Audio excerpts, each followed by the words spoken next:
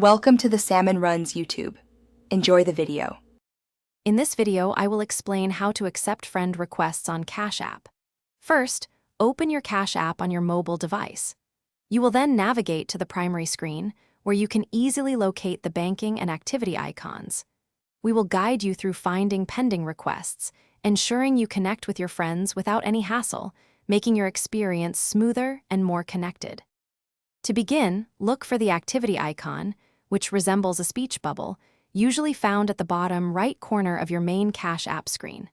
Tapping this icon opens your transaction history and notifications.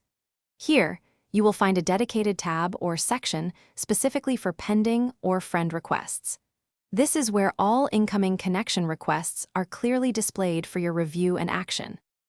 Once you are in the pending requests section, carefully review each request. Tap on the specific request from the person you want to accept.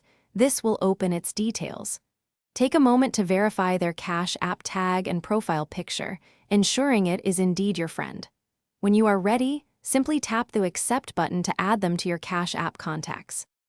After tapping Accept, you will immediately see a confirmation message, letting you know the friend request was successfully processed. Your new connection will then be added to your contacts within Cash App. You can typically find them by searching their Cash App tag when sending money.